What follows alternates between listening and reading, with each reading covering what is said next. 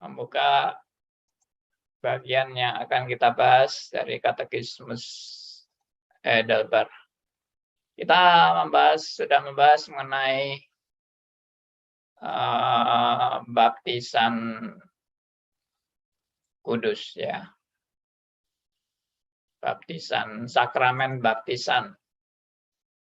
Kita sudah membahas dan ya sudah beberapa kali kita menguraikan tentang baptisan air, baptisan roh, ya, dan konsep-konsep baptisan yang keliru, karena baptisan itu bukan tanda pertobatan, tapi tanda perjanjian Allah kepada umatnya turun-temurun, ya, dan terus menjadi pegangan gerejanya, merupakan kesaksian dalam gereja bahwa Allah tidak pernah meninggalkan umatnya. Jadi setiap kali ada sakramen itu adalah peneguhan, itu adalah kesaksian, itu adalah konfirmasi tentang penyertaan Allah kepada umatnya turun-temurun, abad demi abad, ya, tahun demi tahun, bulan demi bulan, hari demi hari, konfirmasi janji Allah selalu diteguhkan melalui sakramen-sakramen tersebut. Ada yang tanya, sakramen sebaiknya dilakukan berapa kali dalam setahun?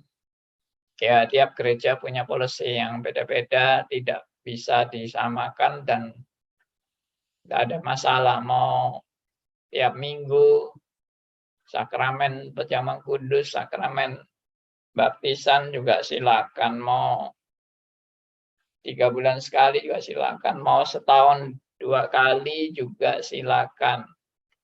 Mungkin kalau praktisnya memang gereja Protestan tertentu, kalau perjamuan kudus 3 bulan sekali. Kalau baptisan 1 semester 1 kali, karena harus melalui katekisasi, ya, pelajaran mengenai iman Kristen. Jadi baptisan itu sekali lagi bukan tanda pertobatan seperti yang dilakukan oleh gereja-gereja Pantekosta, ya. Kebanyakan gereja Pantekosta itu baptisannya itu tanda pertobatan. Tapi kalau tanda pertobatan itu aneh, karena air itu tidak melambangkan Roh Kudus, tapi melambangkan kuburan. Dikubur dalam air, kemudian dimentaskan dari air, dari kuburan. Jadi mentas dari kuburan dengan hidup baru. Itu gambaran kebanyakan gereja Pentakosta. Tapi sebetulnya air itu bukan melambangkan kuburan, tapi air itu melambangkan Roh Kudus. Ya, dikatakan Tuhan Yesus pernah berkata bahwa Yohanes membaptis kamu dengan air, tapi aku akan membaptis kamu dengan Roh Kudus. Air itu memang tanda pembasuhan untuk yang baptisan sebagai tanda pertobatan, itu memang air itu pembasuhan, dibersihkan dari dosa. Itu yang dilakukan oleh Yohanes Pembaptis. Tapi baptisan yang dilakukan oleh Tuhan Yesus atau diperintahkan oleh Tuhan Yesus, dibaptis dalam nama Bapa, Anak, dan Roh Kudus, air itu melambangkan Roh Kudus yang mengurapi dan menyertai umatnya.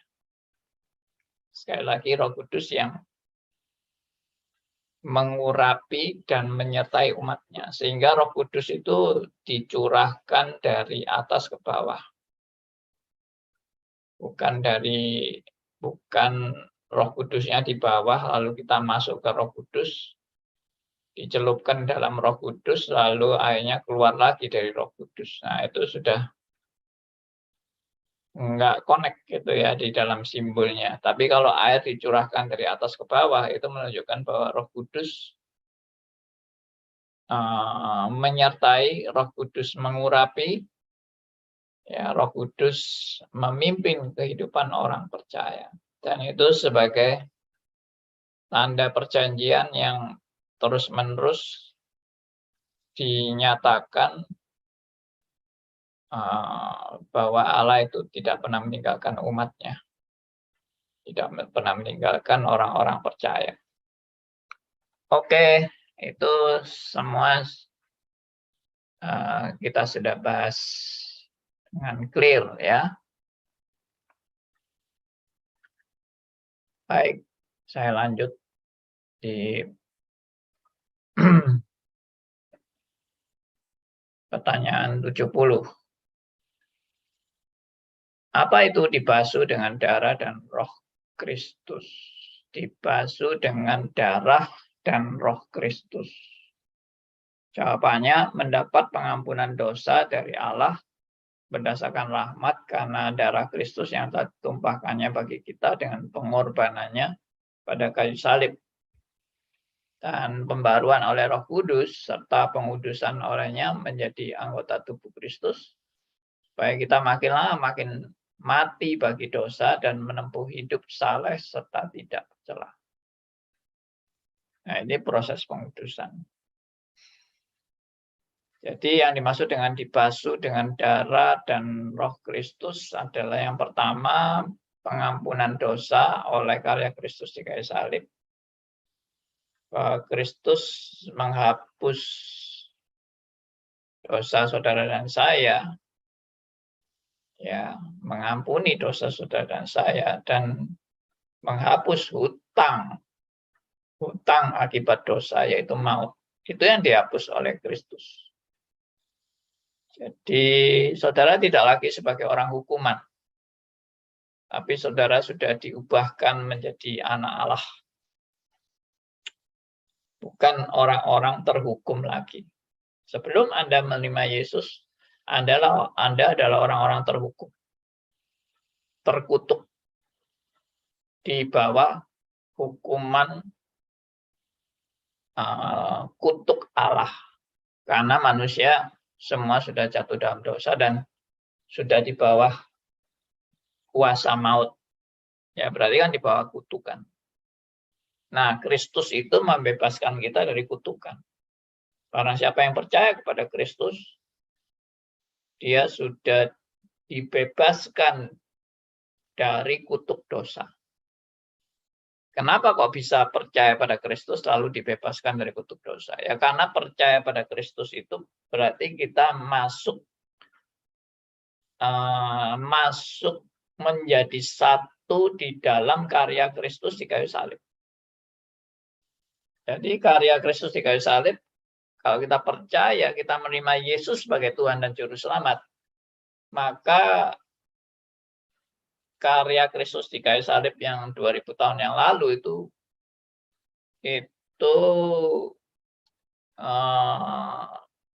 melenyapkan, menghapus, dan membebaskan kita dari kutuk dosa itu. Saya pakai istilah dari buku tertentu ya, saya pakai istilah dihisap. Kita dihisap pada karya Kristus 2000 tahun yang lalu di kayu salib. Pada saat kita percaya, ya ini arti rohani ya, kita itu dihisap dalam karya Kristus di kayu salib 2000 tahun yang lalu. Sehingga karya Kristus itu membebaskan kita dari hukuman dosa, dari kutuk dosa, dari perhambaan dosa. Nah, itulah yang terjadi dalam hidup Anda dan saya. Itu secara de jure atau secara hukumnya. Sedangkan secara de facto, saudara dan saya masih tetap orang berdosa, tetap banyak kelemahan, banyak kekurangan, banyak dosa-dosa ya yang kita lakukan di hadapan Allah.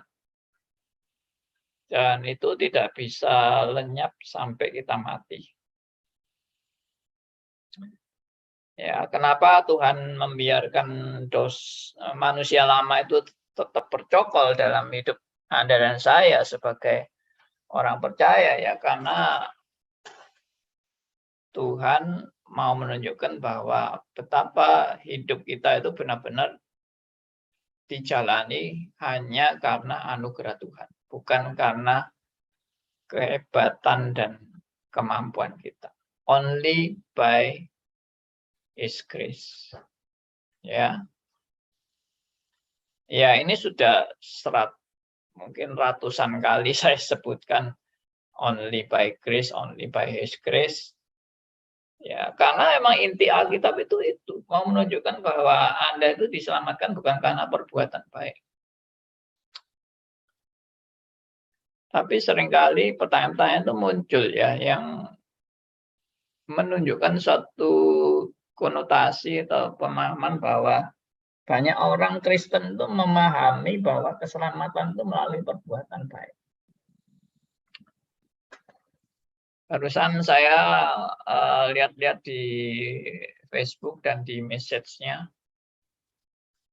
ada yang tanya kepada saya, Pak, bagaimana kalau orang doktrinnya benar, tapi dia terlibat dalam perselingkuhan dan hubungan seks dengan bukan pasangannya sampai akhirnya melahirkan anak. Apakah orang ini diselamatkan? Nah, itu. Pertanyaan-pertanyaan kayak gini itu sering. Ya, bolak-balik saya melihat bagaimana Pak kalau ada hamba Tuhan yang jatuh dalam godaan seksual lalu berhubungan dengan orang yang bukan pasangannya dan akhirnya orang tersebut hamil sampai melahirkan anak, apakah dia masuk surga? Nah, kalau kita lihat pertanyaan ini, kita nilai dulu pertanyaannya ya. Kira-kira orang ini tanya itu dengan presupposisi apa? Ya, coba ayo kita diskusi aja. Jadi orang ini kan tanya sama saya, Pak, kalau ada hamba Tuhan, yang dia sebut hamba Tuhan, lalu jatuh dalam masalah hubungan seks bebas ya, lalu dia bersetubuh dengan seseorang dan akhirnya orang itu hamil dan akhirnya melahirkan anak. Nah, hamba Tuhan ini masuk surga atau masuk neraka? Ya, kita jangan jawab dulu, tapi kita nilai dulu orang yang tanya ini kira-kira presupposisi dia apa? Kira-kira aja, memang kita nggak tahu pasti ya. Kira-kira presupposisinya apa? Coba silakan kasih pendapat. Ya, Pak Aryo mau bicara.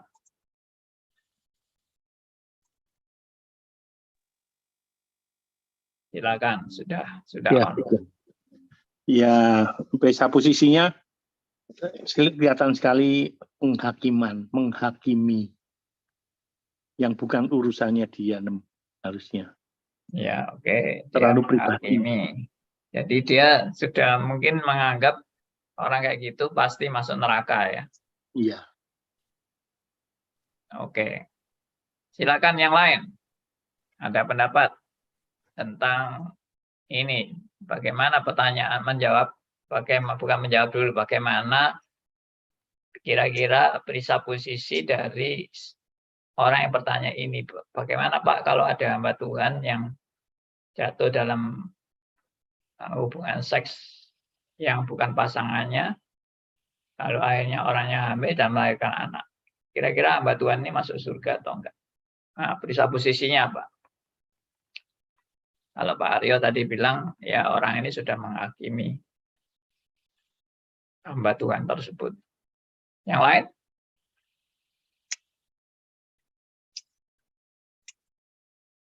Tidak ada? Oh, tidak ada ya. Atau bingung? Atau takut nanti kita menghakimi orang yang bertanya ya? Kan Pak Aryo tadi bilang, orang ini sudah jatuh pada penghakiman, tapi kita juga menghakimi dia ya. menghakimi yang bertanya. Ya ini kan cuma kira-kira aja. Ya oke ya, kalau tidak ada saya jawab. Mungkin kalau ada silakan mau tulis di chat juga boleh. Di YouTube juga boleh ya. Silakan yang mau chat di YouTube. Ini sebentar saya ngintip YouTube-nya dulu ini.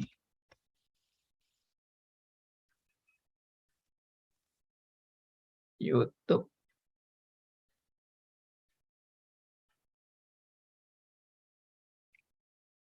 Ya, sudah ada beberapa yang nyapa di YouTube. Bu Dian Stefani, Pak Arthur, Bu Hana, Bu Inge, Pak Tommy, Bu Erni. Ya, puji Tuhan. Selamat pagi semuanya. Gimana? Kira-kira ada pendapat nggak?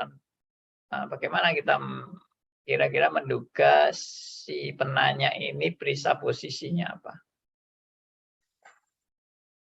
Bu Liliana bilang nggak bisa masuk di Zoom. Bu Leni, puji Tuhan meski di Zoom sudah nggak bisa ikut, padahal cuma telat.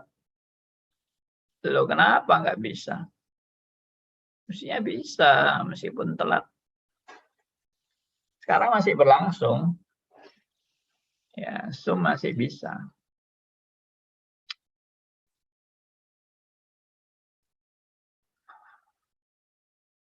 Ada beberapa rekan yang sudah masuk di Zoom. Ada Bu Nita, ada Pak Johan. Ya, kenapa yang lain nggak bisa? Apa salah alamat Zoom-nya?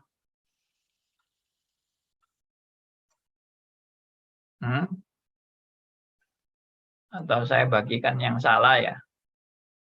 Zoom-nya ini.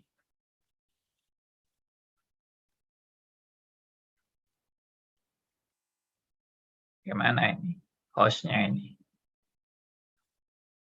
Oh ya, Bu Nita mau bicara, silakan.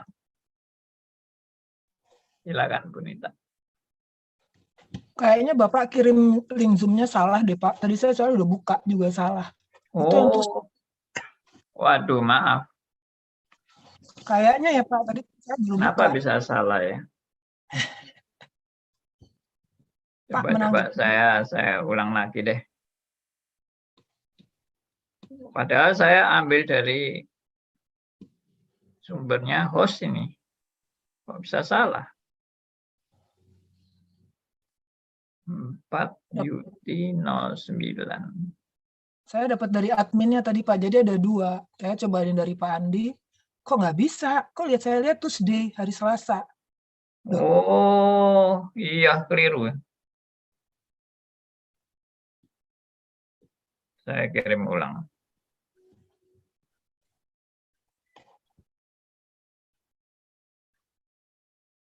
Sorry.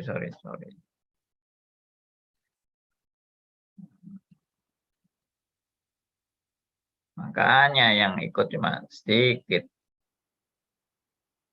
Ternyata keliru.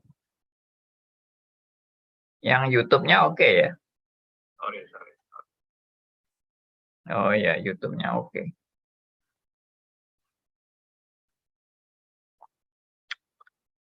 Baik. Nah, ini Bu Leni sudah masuk, Pak Arifin masuk. Ya. Yang di grup beda bagaimana? Sudah.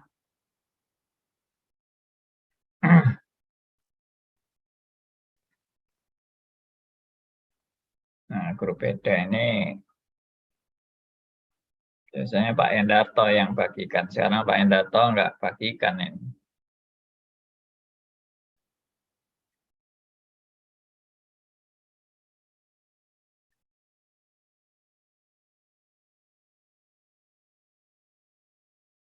Oke.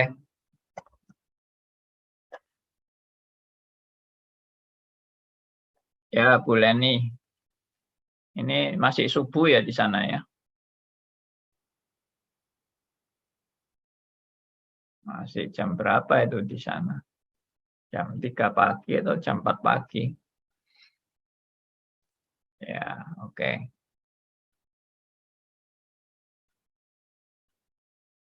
Nah, ini Pak Markus. Masuk. Oke. Pak Aryo mau bicara?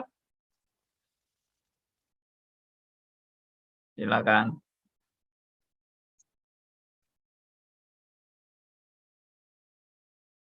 Coba mic-nya. Mic-nya belum bisa. Oh, ini hostnya ini. Ya, ini bisa sudah. Tolong, ini lagi mic-nya masih terkunci lagi, Pak. Udah kebuka, Pak. Kemarin saya juga tidak bisa masuk. Ya, sama. Terlambat setengah jam saya masuknya. Setengah jam baru bisa masuk. Oh, keliru lagi kemarin. Tidak tahu saya kelirunya di mana. Saya tidak ngerti. Oke. Baik. Ya, sekarang saya mau jelaskan ya presupposisi dari mereka yang bertanya. Oke, mic-nya saya mute semua ya. Kalau nanti mau bicara silahkan di unmute. Jadi begini, kalau pertanyaannya itu Pak, ada hamba Tuhan yang jatuh dalam perzinahan dan kemudian akibat dia bersetubuh dengan orang yang bukan pasangannya akhirnya hamil dan punya anak, apakah hamba Tuhan ini masuk surga atau masuk neraka? Nah, kalau pertanyaan seperti itu, berarti presupposisinya itu sudah perbuatan menentukan orang masuk surga atau masuk neraka. Presupposisinya udah salah.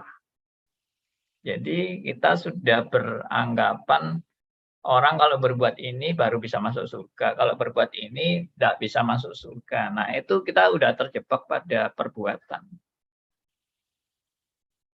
Dan ternyata sering ya orang Kristen bertanya seperti itu. Berarti menunjukkan orang Kristen itu konsepnya itu masih perbuatan, konsep keselamatannya. Karena bolak-balik ditanya tentang hamba Tuhan yang jatuh dalam pelacuran atau mati di pelacuran atau sampai punya anak dalam perselingkuhan dan sebagainya. Apakah masuk surga atau masuk neraka? Nah, seringkali pertanyaan-pertanyaan itu muncul tuh ya karena presupposisinya menunjukkan bahwa kita ini diselamatkan tuh pengaruh perbuatan itu menentukan keselamatan. Nah, lalu saya langsung saya pakai jawab begini biasanya. Jadi saya bertanya kembali. Jadi apakah ada seseorang yang diselamatkan tanpa dosa? Apakah juga ada orang diselamatkan karena dia berbuat baik?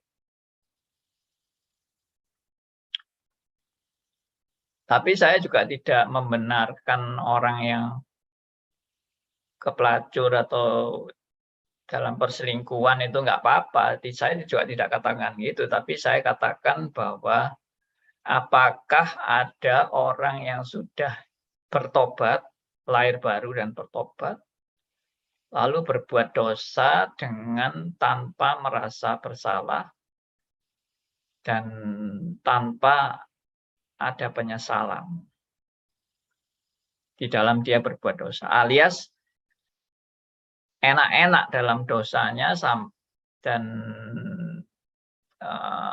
dia menikmati terus dalam hidupnya dia di dalam berkanjang dalam dosa. Apakah ada orang bertobat yang istilahnya berkanjang enjoy dalam dosanya tanpa rasa berdosa, rasa bersalah dan penyesalan? Apa ada? Kalau sesaat mungkin ada, tetapi maksudnya kalau terus-menerus dan dia menikmati dosa itu terus-menerus dan dia tidak ada penyesalan sama sekali sampai akhir hidupnya dia. tidak merasa berdosa sama sekali di hadapan Tuhan. Itu bagi saya itu nonsen. Ya. Kenapa nonsen? Nonsen itu karena kalau dia hamba Tuhan, betul-betul hamba Tuhan yang sejati, atau anak Tuhan lah, jangan ngomong hamba Tuhan, anak Tuhan yang sejati. Roh Kudus itu tidak akan pernah tinggal diam di dalam seseorang yang jatuh dalam dosa. Roh Kudus tidak akan tinggal diam. Dia akan menegur, dia akan mengingatkan, dia akan mengoreksi, bahkan ya, Roh Kudus akan menghajar anak Tuhan ini. Kalau perlu dikasih pukulan-pukulan keras sehingga dia memang ada penyesalan. Nah, saya percaya itu. Makanya Ibrani pasal 12 itu kan sangat jelas kan, bahwa apakah ada bapak yang tidak menghajar anaknya? Tidak ada. Bapak yang tidak mengajar anaknya itu berarti itu bapak yang nggak baik. Bapak yang nggak benar. Punya anak kok anaknya nggak pernah dihajar, nggak pernah dididik. Harus dihajar itu. Dihajar itu bukan pelampiasan mau menyiksa anaknya, bukan ya, tapi mengajar itu maksudnya mendidik untuk anak ini dipersiapkan sebagai anak yang punya tanggung jawab, ya, punya moral yang benar, punya takut akan Tuhan, dan seterusnya, dan seterusnya. Jadi perlu ada didikan, tentunya mendidiknya juga harus benar ya, jangan mendidiknya sampai pelampiasan emosi, sampai anak disiksa, dan sampai hampir mati anaknya disiksa oleh orang tuanya, itu ya, itu sudah nggak benar itu. Ya. Oke, jadi sekali lagi ini adalah satu contoh ya, bahwa ternyata konsep keselamatan kita ini masih seringkali nggak benar. Ya, tapi kalau kita sudah punya pengertian yang benar tentang konsep keselamatan, maka ya itu langsung kita jawab kan pertanyaan itu. Adakah orang yang hamba Tuhan yang jatuh dalam dosa dalam hal seksual lalu punya anak, apakah dia masuk surga atau masuk neraka? Ya, saya jawabnya begini. Kalau dia hamba Tuhan sejati, pasti suatu saat dia dapat ajaran, didikan, pukulan dari Tuhan sebagai tanda kasih Tuhan bagi dia untuk dia kembali kepada jalan yang benar. Ya sudah itu. Kalau dia hamba Tuhan sejati loh, kecuali dia hamba Tuhan palsu atau bukan anak Tuhan, ya sudah. Kalau bukan anak Tuhan, ya tidak ada urusan kan di dalam pembahasan itu. Tapi kalau dia anak Tuhan, saya yakin Tuhan tidak akan tinggal diam.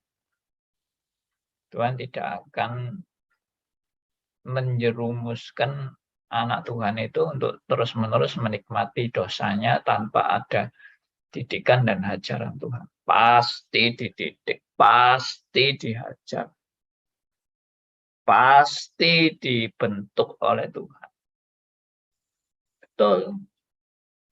Jadi ini semua itu real ya. Saya percaya bahwa itu betul-betul real, dan saya pun juga bagaimana mengalami lika-liku kehidupan bersama dengan Tuhan. Ya, dalam jatuh bangun saya juga mengalami bagaimana Tuhan mendidik saya, menghajar saya, ya, memberi pukulan-pukulan pada saya mengalami. Dan itu saya terima sebagai bukti kasih Tuhan bagi saya. Banyak orang takut menerima hajaran atau pukulan daripada Tuhan. Kenapa takut? Bukan maksudnya nantang-nantang Tuhan ya. Oh Tuhan hajarlah aku nggak takut sama sekali. Bukan. Ya itu juga orang aneh itu yang nantang-nantang Tuhan itu. Anda tidak perlu nantang, tapi Anda juga tidak perlu takut. Dalam arti apa? Dalam arti kalau saya diajar itu pun adalah bukti kasih Allah bagi saya. Kalau saya dididik Tuhan, saya diberi pukulan oleh Tuhan. Itu saya percaya Tuhan memukul itu bukan karena dendam sama saya atau mau bernafsu menghancurkan hidup saya. Tidak, tapi Allah dalam kasih-Nya itu mendidik saya untuk saya boleh terus bertumbuh dalam kebenaran demi kebenaran. Nah, itu poinnya. Saya khawatir banyak hamba Tuhan yang khotbah itu bukan Tuhan yang tadi memberikan didikan, hajaran, dan pengampunan, tapi Tuhan sebagai algojo yang mengerikan. Algojo yang akan menjatuhkan guilotin di atas kepala orang-orang yang memberontak kepada Tuhan atau yang melawan Tuhan atau yang jatuh dalam dosa. Tinggal diguilotin saja. Nah, itu ya banyak yang menganggap juga seperti itu. Bahwa Tuhan itu mengerikan sekali. Saya tidak katakan bahwa Tuhan itu juga gampang-gampangan dan tidak usah takut sama Tuhan. Kita perlu takut kepada Allah. Karena dia memang bukan Allah yang bisa dipermainkan oleh manusia. Tapi ketakutan kita adalah takut dengan suatu penghormatan. Penghormatan akan kekudusannya, kemuliaannya, kekuasaannya, keadilannya. Itu kita harus menghormati. Tapi bukan takut kayak maling ketemu polisi. Kalau Anda punya ketakutan seperti maling ketemu polisi, ya justru saya meragukan bahwa Anda ini mungkin belum jadi anak Tuhan, sehingga menganggap Tuhan itu kayak algojo, bukan sebagai orang tua yang mengasihi dan mendidik anaknya. Beda ya. Oh, saudara menghadap kepada Allah yang adalah seorang bapak yang mengasihi anak. Sangat beda dengan kalau Anda berposisi sebagai maling yang ketemu polisi. Amat sangat berbeda, dan bagaimana polisi memperlakukan maling dan bagaimana polisi memperlakukan anaknya pasti beda juga. Sangat berbeda. Oke. Jadi pengorbanan Kristus itu di jawaban ini adalah mendapat pengampunan. Kita mendapat pengampunan dosa dari Allah berdasarkan rahmat karena darah Kristus yang telah ditumpahkannya bagi kita dengan pengorbanannya pada kayu salib. Dan pembaruan oleh Roh Kudus serta pengudusan olehnya menjadi anggota tubuh Kristus supaya kita makin lama makin mati bagi dosa dan menempuh hidup saleh serta tidak bercela. Ya, ini proses pengudusan namanya. Kita terus dididik, kita dihajar, kita diperingatkan, kita ditegur, dikoreksi, ya, untuk kembali kepada jalan yang benar, kembali pada panggilan Tuhan yang benar. Ya, kembali untuk memperjuangkan nilai-nilai berdasarkan prinsip-prinsip Alkitab. Oke, itu semua pembahasan untuk pertanyaan 70. Kita baca dari ayat ini, Kolose 1 ayat 14. Ya. Mungkin ada yang mau bacakan buat kita, silakan. Kolose 1 ayat 14. Saya Pandi. Silakan Pak Johan. Di dalam Dia kita memiliki penebusan kita, yaitu pengampunan dosa. Amin. Jadi kita memperoleh penebusan kita, yaitu pengampunan dosa. Jadi berita Alkitab itu bukan Allah itu sebagai algojo yang mengerikan dan akan memberi kita hukuman mati. Tapi Allah itu adalah seorang Bapa yang mengasihi anaknya dan memberikan didikan dan ajaran bagi anak-anaknya. Itulah seorang Bapa. Ya, kalau ada bapak yang begitu mengerikan bagi anak-anaknya dan anak-anaknya ketakutan sekali kalau ada bapaknya, seperti ya itu tadi, maling ketemu polisi. Aduh, kasihan banget ya keluarga itu. Ayahnya juga kasihan karena dianggap algojo yang mengerikan. Anaknya pun kasihan karena ketakutan dianggap seperti maling-maling yang akan divonis hukuman mati atau ya hukuman penjara seumur hidup dan sebagainya. Nah itu Allah seperti itu bukan Allah sesuai dengan yang diberitakan Alkitab. Oke, kalau ada mau bertanya, memberi komentar, menanggapi, silakan kalau ada. Saya Pandi. Silakan Pak Markus. Ya, tadi itu pertanyaannya mengenai pendeta yang berzina itu tidak kurang lengkap. Kita tidak mengetahui perempuan itu sudah punya suami atau belum. Lalu apakah pendeta itu menyesal atau tidak? Seperti Daud. Kalau Daud kan sudah jelas si perempuannya itu suaminya sudah dibunuh oleh Daud di dalam peperangan. Dan Daud sendiri menyesali. Nah, di dalam pertanyaannya orang itu terhadap pendeta yang berzina, kita nggak tahu si perempuan itu punya suami atau enggak. Lalu bagaimana sikap pendeta itu? Apakah kalau misalnya punya suami, apakah perempuan itu dikembalikan kepada suaminya atau diambil? Nah, ini penyelesaiannya nggak tahu ini. Gitu, tidak cukup hanya sampai bertobat gitu saja, tapi bagaimana dengan status perempuan itu? Apakah dikembalikan ke suaminya atau diambil atau dibiarkan begitu saja sudah?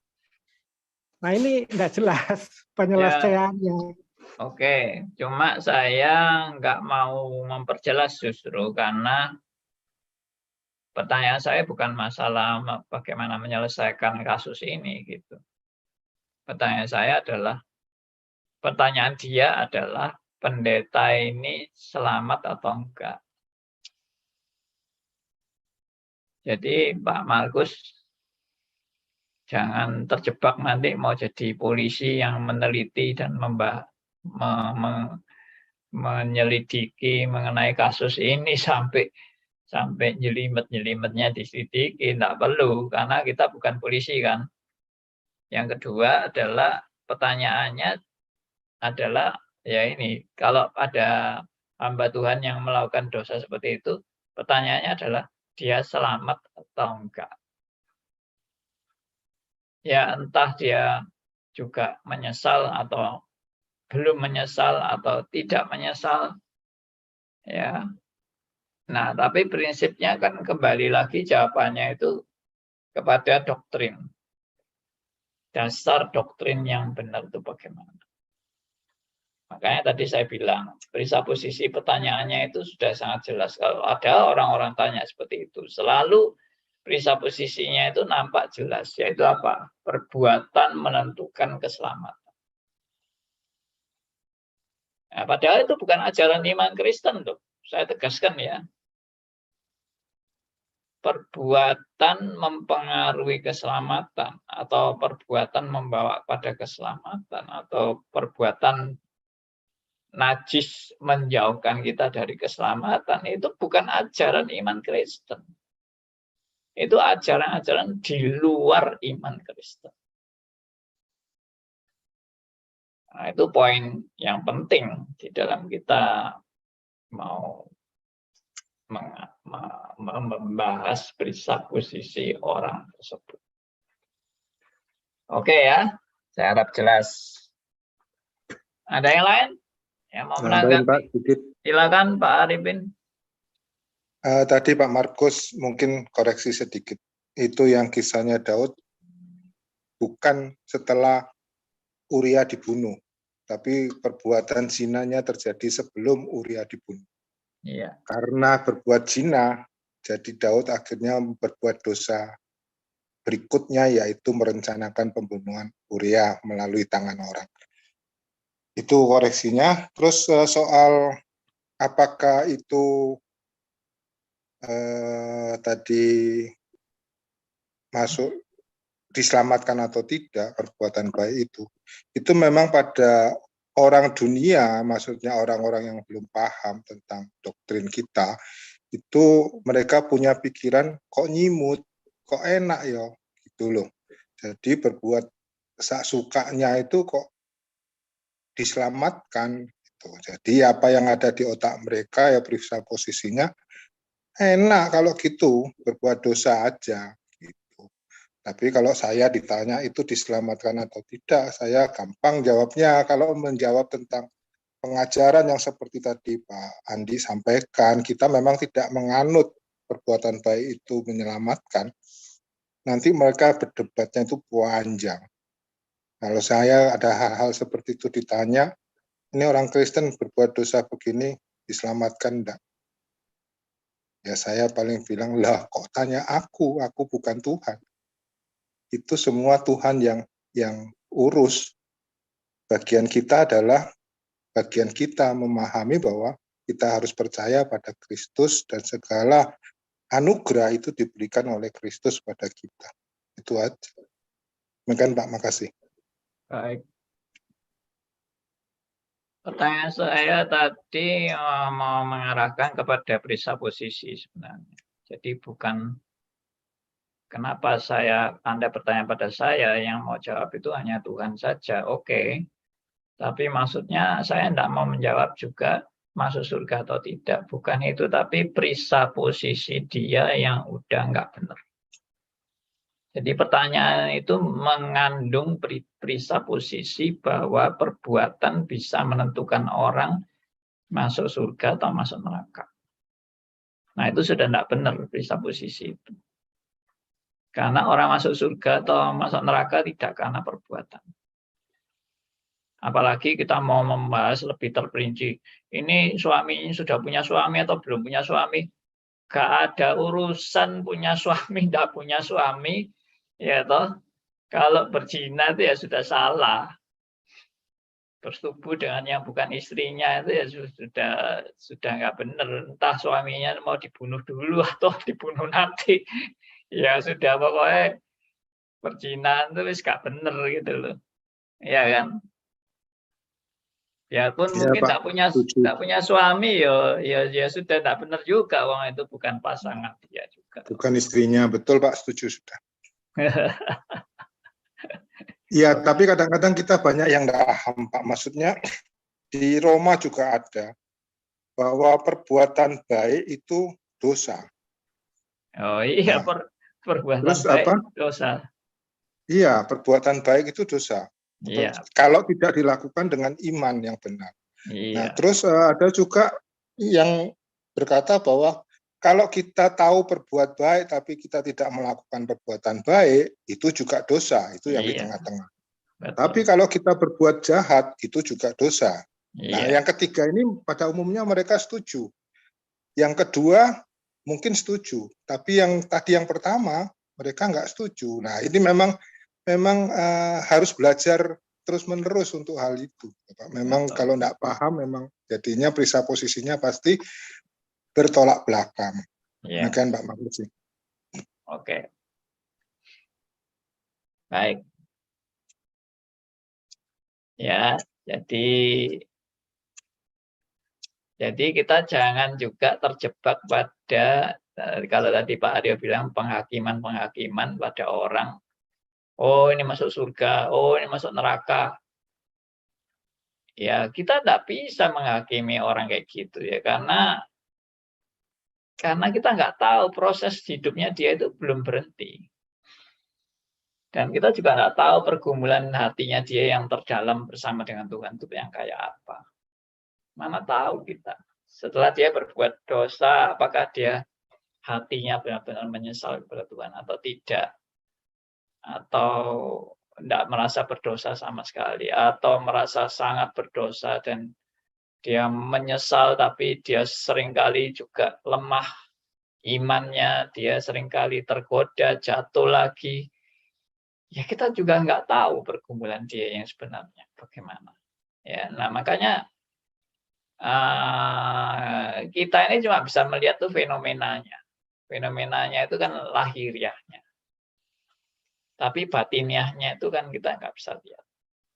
Ya memang kalau fenomenanya itu keterlaluan banget, ya kita sudah bisa meraba-raba ya, kira-kira dengan fenomena seperti ini berarti batiniahnya bagaimana. Misalnya ngaku-ngaku hamba Tuhan tapi kerjaannya nipu sana nipu sini, ya toh, pinjam uang tidak dikembalikan apa segala macam, lalu atau main-main perempuan atau ya apalah, dosa apalah gitu yang dia terus-menerus menikmati. Ya kalau memang fenomenanya keterlaluan banget sampai sudah ditegur juga tidak merasa berdosa, tidak mau bertobat, ya toh. Nah itu memang gejala-gejala kayak gitu tuh kita tetap punya tanggung jawab sebagai jemaat. Karena kita tidak bisa membiarkan saudara kita itu terus-menerus di dalam menikmati dosanya. Harus ada teguran, harus ada koreksi. Ya, tapi mengenai nanti dia betul-betul mau bertobat atau enggak, atau pura-pura, atau bermain sandiwara, atau apa, itu tanggung jawab dia sendiri kepada Tuhan. Pokoknya tugas kita adalah memperingatkan saudara kita kalau dia sedang berbuat yang tidak benar. Memperingatkan itu tidak sama dengan menghakimi ya. Kalau menghakimi itu kan sudah menjatuhkan vonis. Saya memperingatkan dia dengan tujuan bukan menghakimi, tapi dengan tujuan supaya dia bertobat dan kembali kepada jalan yang benar. Itu tujuan daripada memperingatkan, bukan menghakimi. Kalau menghakimi itu saya menjatuhkan vonis. Ya, dan itu bukan hak kita untuk menjatuhkan vonis. Tapi kalau jalurnya sudah melalui Alkitab, misalnya Alkitab kan bilang dia ditegur dengan 4 mata. Artinya secara pribadi ditegur. Tapi kalau dia tidak mau bertobat, bawa saksi. Tapi setelah saksi ada, dia tetap tidak mau bertobat, dia harus diumumkan kepada jemaat. Ini juga bukan penghakiman, tetapi suatu tindakan disiplin gereja di dalam bertanggung jawab kepada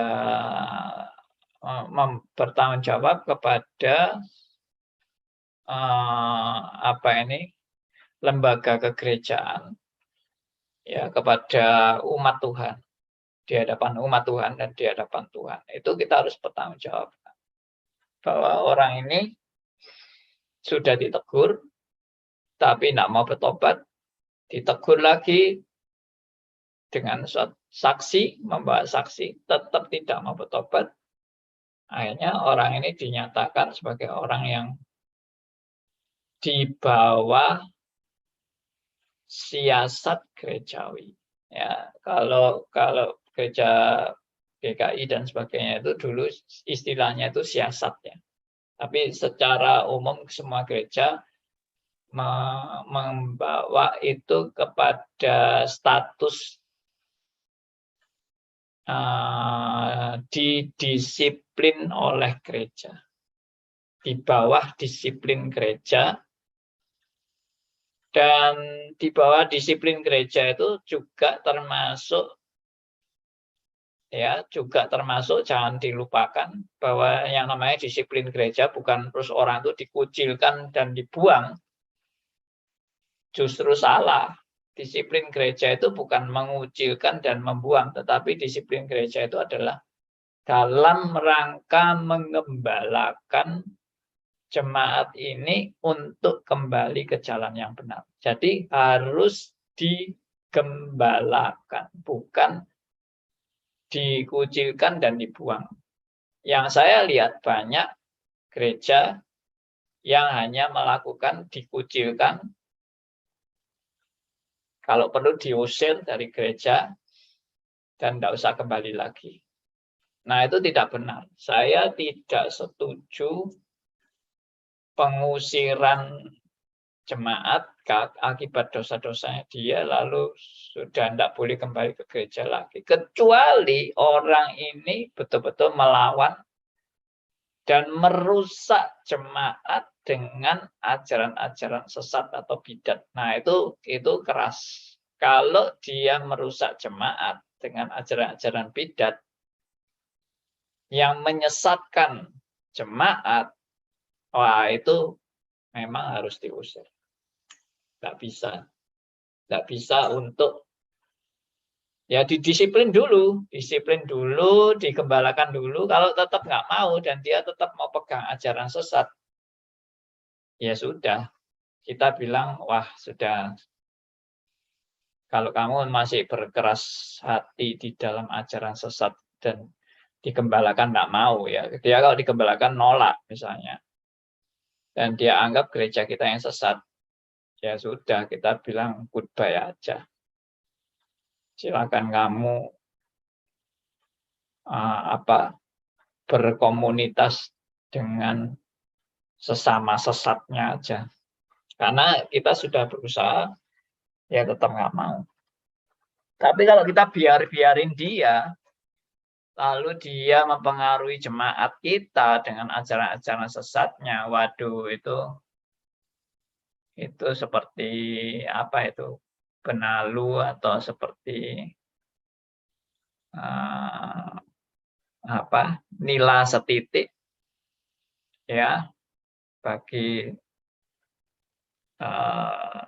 susu dengan diberi nila setitik, maka semua akan tercemar. Rusak susu sebelangga. Rusak susu sebelangga karena nila setitiknya. Silakan Pak Aryo.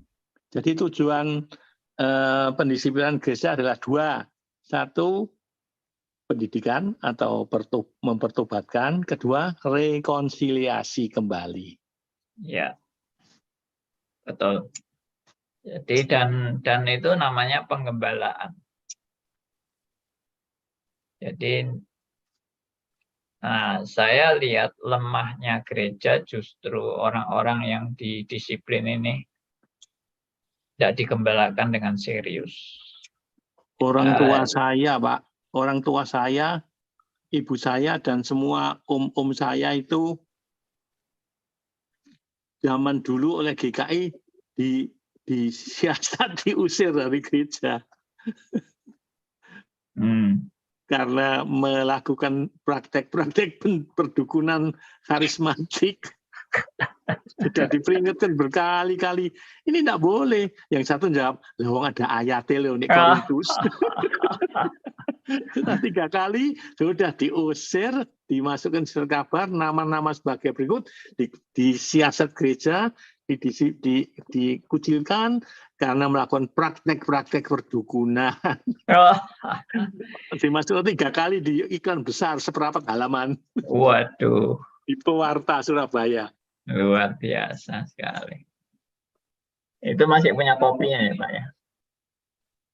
Kenapa Pak? Masih punya kopi itunya, bukti-bukti. Oh, kita sama sekali tidak sakit hati kok Pak. Oh, jadi tidak ada hati, niatan ya. sama sekali untuk mengumpulkan bukti melawan dan sebagainya. Enggak. Kita mengetahui mereka belum ngerti, ampunilah mereka yang belum mengerti karena tidak ngerti kok kesalahannya. Sekarang kita baru ngerti sing salah sopo. Waktu itu pendetanya Han Bengkong, doktor dari Belanda. Oke. Ya, saya kenal itu Pak Han Bengkong juga. Saya masih kecil tuh kenal beliau itu. Saya dikateksasi beliau. Oh, oke.